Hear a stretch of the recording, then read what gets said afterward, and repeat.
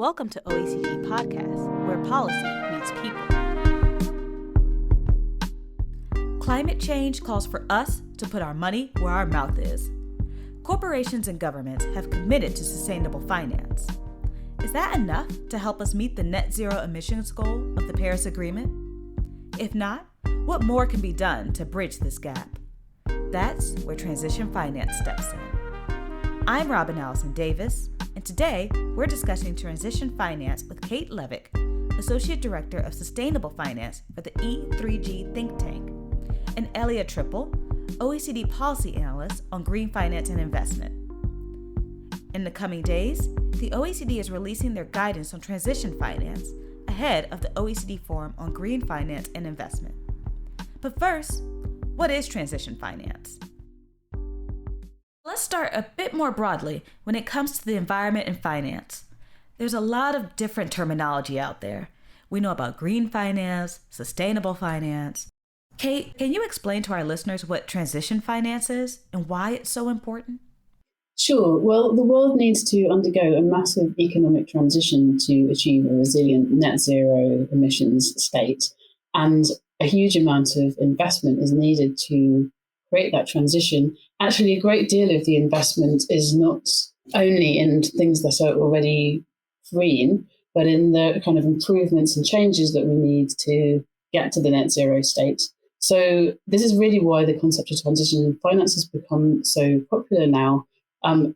People have been working on green finance for a long time and have realized that green finance doesn't cover the entirety of the kind of investments that need to be made. And that often when we talk about transition finance, we can encompass that whole spectrum that includes all the investments we need along the way to get to that end state. You work for the think tank E3G. How does your work at E3G contribute to advance the transition finance agenda? Yeah, so E3G is a think tank that focuses on the politics of the climate transition. Its headquarters in London, has worked in Europe for a long time and at an international level. We also have an office in Washington, DC, and is really focused on how the political decisions are made that will enable the world to reach that climate-safe transition. Now, that plays out in a number of different spaces in the world of diplomacy, in the world of risk and security, around energy transition, for example. But one place is in the world of finance, and I lead our program of work around sustainable finance. So we're looking at sort of national and regional policy change and regulations. We're looking at international standards and the political dynamics of those. As we hear from Kate, transition finance aims to fix the challenges of sustainable finance. Elia Trippel, OECD Analyst, explains what they are. What are some of the challenges of sustainable finance? How does transition finance work to fix them? So there is a worry that existing sustainable finance approaches don't always include all the sectors that they need to include, and they might leave some countries behind, and in particular, emerging markets and developing economies. And that's because sustainable finance often ends up being a bit limited to being this kind of point-in-time assessment of things that are already sustainable today. So one classic example is renewable energy. Everybody agrees that wind power is good for the climate. And that is something that we can see today. We assess a project that might be an investment in a wind farm, and we can say, okay, well, this is clearly aligned with our Paris objectives. Transition finance, on the other hand, and the way that we define transition finance in the OECD guidance is really about the dynamic process of becoming sustainable, rather than a point-in-time assessment of what is already sustainable. And that allows us to look at all sectors in the economy in quite an encompassing way. So that means we can also bring in companies that are today quite polluting and have high emissions and help them reduce their emissions over time based on a credible company-wide transition plan that can get them to net zero. The OECD's 2022 industry survey on transition finance found that there's an emerging risk of greenwashing. Can you explain what greenwashing is, just in case people don't know? So the term greenwashing emerged when sustainable finance and environmental, social, and governance investing, also called ESG investing, became more prominent in financial markets. And the idea is that some may claim that the financial instruments that they offer and the investments that they offer have a positive environmental or social benefit, but in reality they don't. So it's kind of a marketing ploy in order to sell more financial products and get investors to invest into certain projects. And that's what we then call greenwashing. There are variations of that. There's also social washing, for example, which is a term to describe the same phenomenon of mislabeling something as having a positive social contribution when in reality it doesn't. Why is there a risk, and how can it be mitigated? So transition finance is very particular because it tries to be very inclusive of different sectors and different geographies, which sustainable finance doesn't always manage to do for a number of different reasons. And unfortunately, this inclusiveness can come at the cost of environmental integrity. So for example, you might have a company that invests into a fossil fuel infrastructure, which could lead to what we call carbon-intensive lock-in. And that is the type of transaction that might typically happen in some existing transition finance transactions. And that is because transition finance tries to provide an avenue for decarbonization for companies that we consider today to be very polluting. But those decarbonization investments, depending on how they are done, they can actually be more harmful than they do good. So one example of that may be a company that issues a transition finance instrument, like, for example, a bond, to improve their greenhouse gas emissions performance. So in theory, that's great. But if the company is quite polluting today, an improvement in emissions performance might just be that they are replacing one polluting asset with another polluting asset. That's maybe a bit less polluting than the original asset, but still polluting. So the bottom line is that they are still having very high emissions. It's just that they showed some kind of improvement of, 10% or 15%, but the bottom line is still pretty bad. So you could, for example, replace a coal-fired process with a gas-fired process, so using natural gas instead of coal, and that way you save a lot of emissions. But that new gas infrastructure will be online for many decades to come. So you need to have a plan to phase out those emissions too. And existing transition finance approaches, or the transactions that we see in the market today, don't always have that. And that's where the OECD guidance comes in and essentially stipulates that you need to have an entity-wide plan that can get you to net zero overall and not just have these incremental improvements that you may have when you issue a certain type of financial instrument. Many public and market initiatives have recently been set up to help companies develop, assess, or disclose their transition plans. The UK government launched a transition plan task force. Kate Levick explains the need for this task force and her work with them. The UK government has picked up on the increasing interest in transition finance, and particularly the concept of transition planning, which is something that E3G had been working on for a while. So it was a very natural step for us to support the UK with this. The UK has said that it's going to aim to become a net zero financial centre, and has also said that it will put forward a sustainability disclosures regime. So to make a really comprehensive set of expectations for companies on how they should be reporting on sustainability issues, they've said that within that, they will expect initially listed companies and financial firms to report on their transition plans. And because there really isn't an awful lot of established best practice on transition plans, it also said that it would create a task force essentially to advise on what a good transition plan looks like for all of these companies. And how's the work going? Is there a little bit of pushback? We have tremendous support from the companies that we're working with on the task force. It's really been very impressive, the level of the support that we've had. We started work earlier in 2022. And so there's been a tremendous rate of work, and we've really been supported in that by all the companies that are involved. The steering group, the officially appointed task force members, are mainly corporate CEOs. We also have the Financial Conduct Authority, UK regulator, involved. We've had companies that are approaching us wanting to find ways to be involved in the various work streams and working groups. And we're looking forward to working with more companies as we put out our sector neutral framework to start testing it and doing a bit of road testing or sandboxing. The OECD's Transition Finance Survey also found that there are a lot of barriers for transition finance, including lack of comparability and transparency, and difficulties in measuring sustainability performance, which you just mentioned. Are these findings matching everything that you're seeing? I think, yes, we recognise that picture as well. I think what I'd say here in terms of why we think transition plans are so interesting, that when we talk about green finance, or when we sometimes talk about, economic activities that perhaps shouldn't be financed anymore, it's easy to come up with a list. Well, not easy, but you can see conceptually how you could come up with a list. These things are compliant with net zero, these things are not. Transition finance is financing a process, and it's not so easy to come up with a list-based approach. Defining what is valid transition finance for net zero is highly context dependent. It depends on the company and even the site that you're talking about. It depends on the national context. It depends on the geography that you're in. It depends on the time and how long we have to meet the carbon budget, etc. There are so many factors.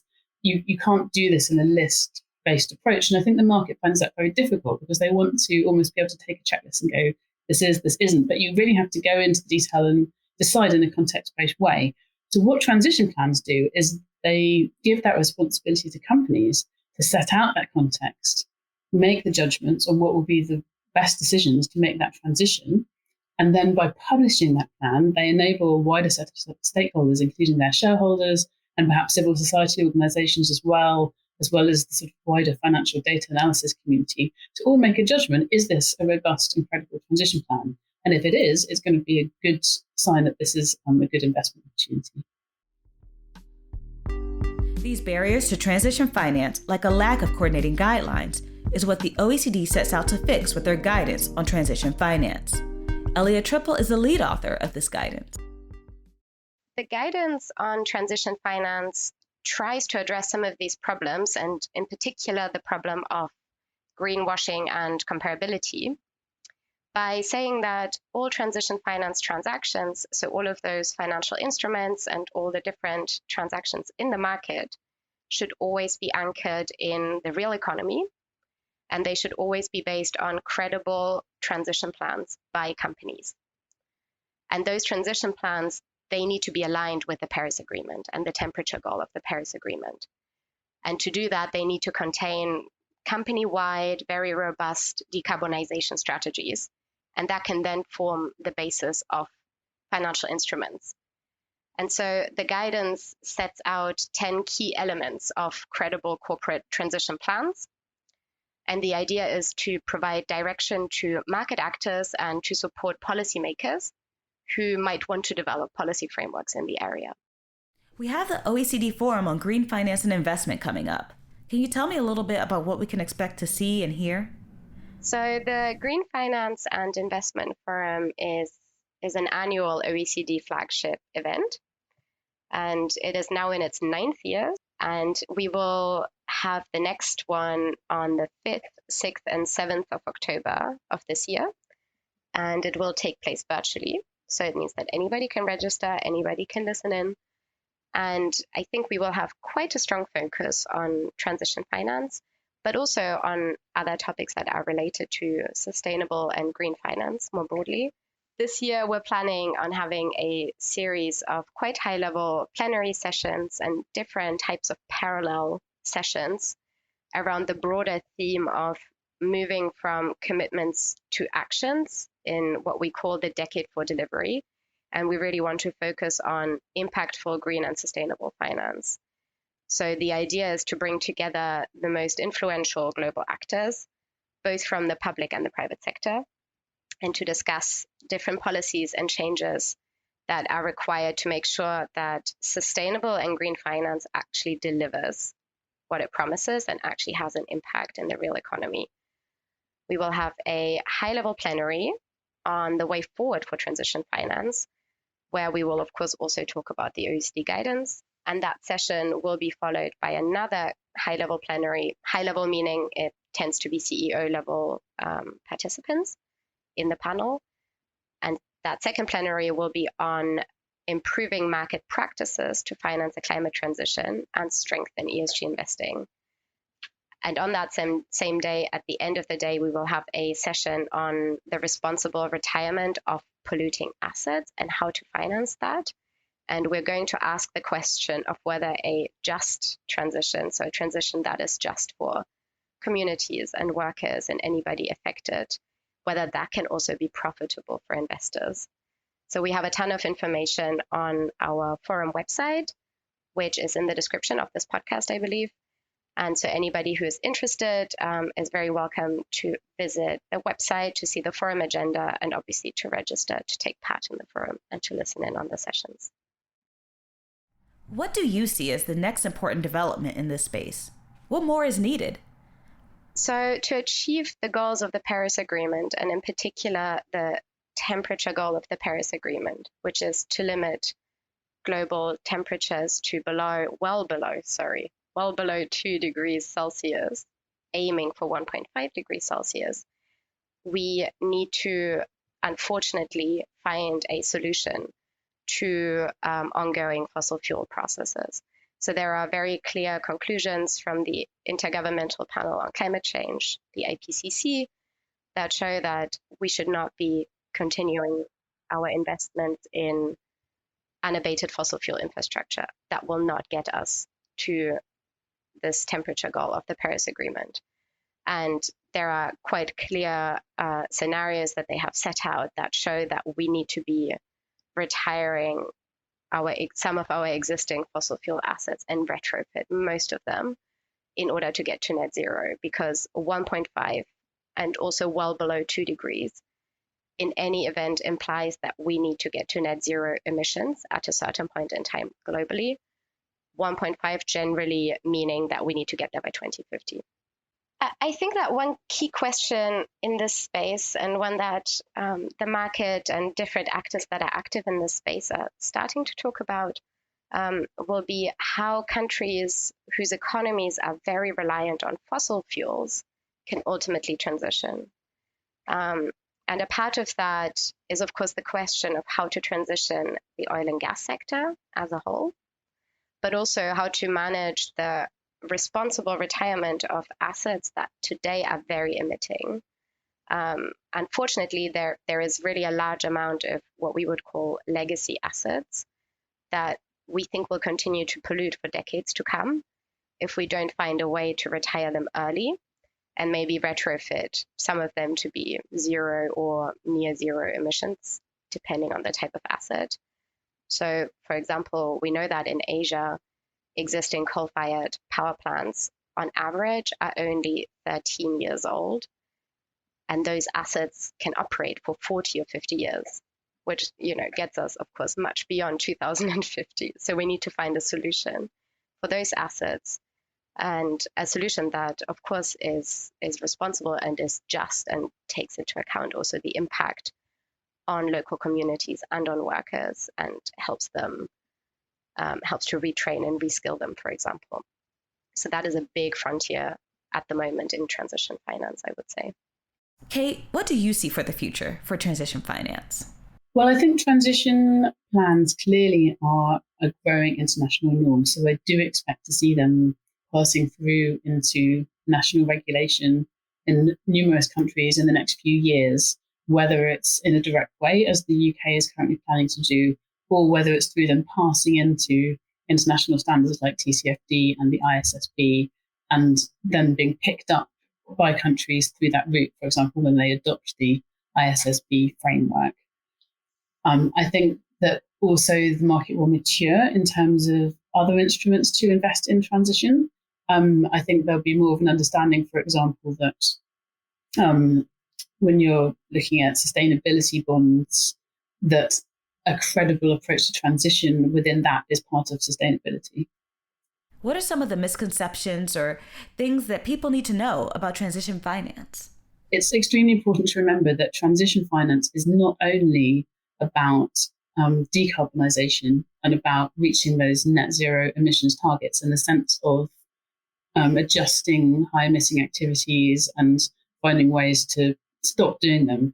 Transition finance is absolutely about identifying and scaling up the net zero opportunities and the new industries and new solutions. Because of the way that net zero targets take our minds in terms of decreases over time, it's very easy for that not to be centred. But actually, transition plans and transition finance is all about scaling up green and getting to that point where actually all finance is now green finance. Thank you so much for joining me. Thank you. Thanks so much for having me. Thank you for listening to OECD Podcasts.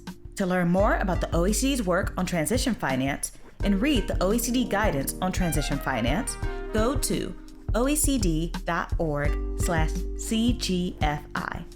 You can also register to virtually attend the OECD Forum on Green Finance and Investment, taking place October 5th through 7th. To listen to other OECD podcasts, find us on iTunes, Spotify, Google Podcasts, and SoundCloud.com/OECD.